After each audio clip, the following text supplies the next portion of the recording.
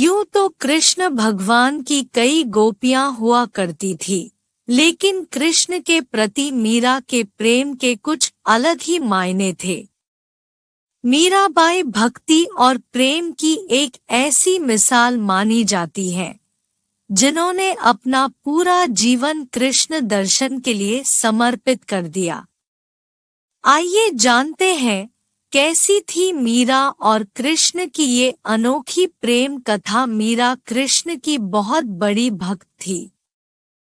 जब वह 4 वर्ष की थी तब उन्होंने अपने घर के पास हो रहे एक विवाह को देखकर बेहद मासूमियत के साथ अपनी माँ से पूछा था कि प्यारी माँ, मेरा दूल्हा कौन होगा।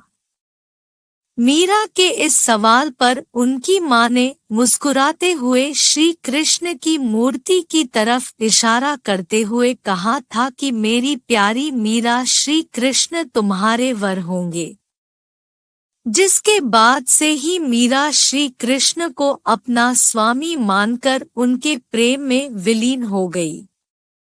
कुछ समय बाद ही मीरा की मां का निधन हो गया था। जब मीरा बड़ी हुई तो उनके मन में ये विश्वास था कि श्री कृष्ण उनसे शादी करने जरूर आएंगे। मीरा बेहद खूबसूरत और स्वभाव की कोमल थी। वे बहुत सुरीली आवाज में गाना गाती थी। लेकिन मीरा की शादी मेवाड़ के महाराणा सांगा के पुत्र राणा सांगा से हुई।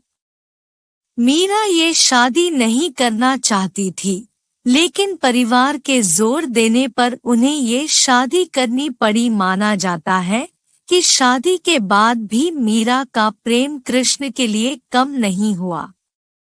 विदाई के समय कृष्ण की वही मूर्ति अपने साथ लेकर गई, जिसे उनकी मां ने उनका दूल्हा बताया था।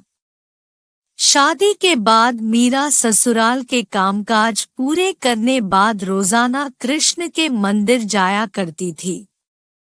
वहां जाकर वह श्री कृष्ण की मूर्ति की पूजा करती, उनके लिए मधुर आवाज में भजन गाती और नृत्य भी करती थी। मीरा का कृष्ण के लिए प्रेम उनकी ससुराल वालों को बिल्कुल पसंद नहीं था। उनकी सास ने उन्हें दुर्गा माँ की आराधना करने पर जोर दिया, क्योंकि उनके ससुराल वाले दुर्गा देवी में बेहद विश्वास रखते थे। लेकिन ससुराल वालों के श्री कृष्ण की आराधना से रोकने पर मीरा ने साफ कह दिया कि मैं पहले ही अपना जीवन कृष्ण के नाम कर चुकी हूँ। इसके बाद मीरा की ननद उदाबाई ने उन्हें बदनाम करने भी कोशिश की।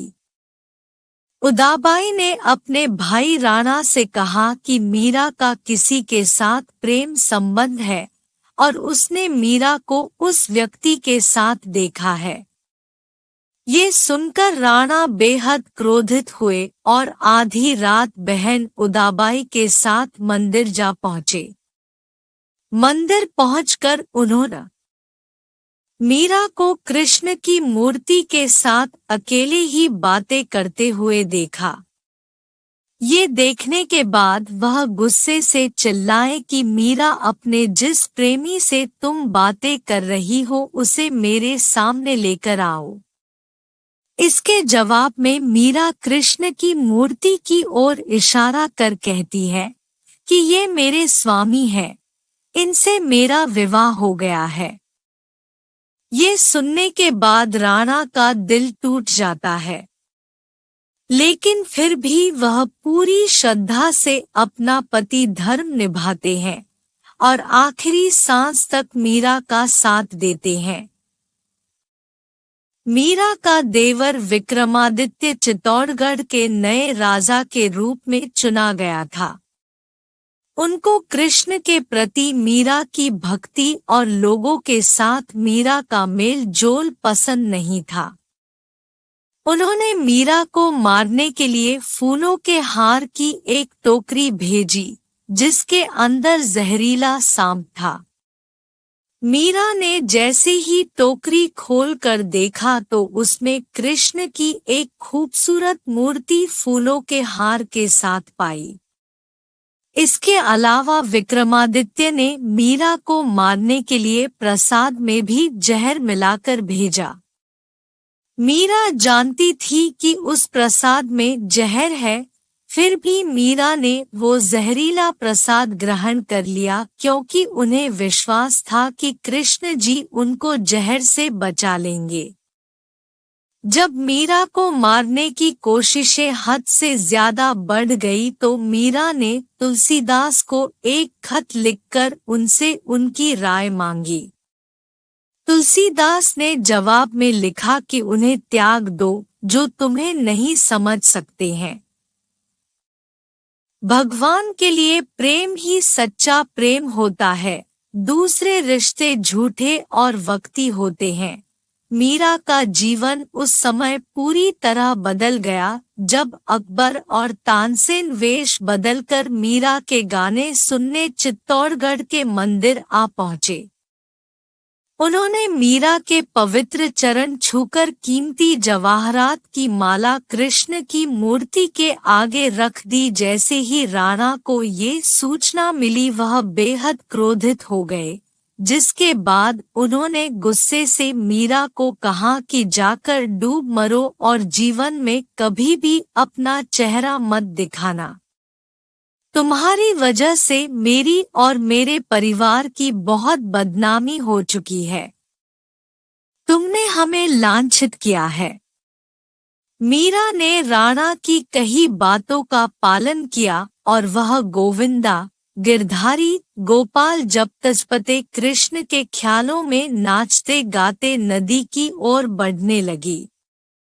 जैसे ही मीरा ने नदी में कूदने की कोशिश की, पीछे से किसी ने उनके हाथ को थाम लिया और वह गिरने से बच गई। मीरा ने मुड़कर देखा तो अपने प्रेमी कृष्ण को पाया। कृष्ण को अपने पास देखकर मीरा को विश्वास नहीं हुआ और वह कृष्ण की गोद में बेहोश होकर गिर पड़ी। ये देखकर कृष्ण मुस्कुराए और मीरा के कान में बोले, मेरी प्यारी मीरा, तुम्हारा जीवन नश्वर रिश्तेदारों के साथ समाप्त हो चुका है। अब तुम आजाद हो, खुश रहो। तुम मेरी हो और हमेशा मेरी ही रहोगी। इसके बाद मीरा वृंदावन चली गई।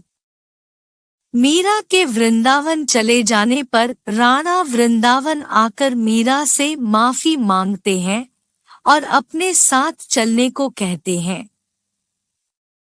लेकिन मीरा साथ चलने से इनकार कर कहती है कि मेरा जीवन कृष्ण से जुड़ा है। ये सुनने के बाद पहली बार राणा कृष्ण के प्रति मीरा के प्रेम की भावना को समझते हैं और वृंदावन से लौट जाते हैं। लेकिन कुछ समय बाद मीरा भी मेवाड़ लौट जाती है और अपने पति राणा से विनती करती है कि वह उन्हें कृष्ण के मंदिर में रहने की अनुमति दे। माना जाता है कि जन्माष्टमी के पर्व पर द्वारका में कृष्ण के मंदिर में मीरा कृष्ण से कहती है कि ओ गिरधारी, क्या आप मुझे बुला रहे हैं? मैं आ रही हूँ। मीरा को ये कहते सुन राणा और वहां मौजूद सभी लोग हैरान रह जाते हैं। माना जाता है कि कृष्ण को पुकारते ही मीरा में एक तरह का प्रकाश उत्पन्न हुआ और मंदिर के कपाट खुद से बंद हो गए। जब कपाट खुलते हैं तो मीरा की साड़ी कृष्ण भगवान की मूर्ति पर लिपटी हुई होती है, लेकिन मंदिर में मीरा नहीं होती, सिर्फ मीरा और उनकी बांसुरी की आवाज सुनाई देती है। माना जाता है कि मीरा कृष्ण की मूर्ति में ही समा गई थी। अगर वीडियो पसंद आई हो तो लाइक, शेयर और सब्सक्राइब करें।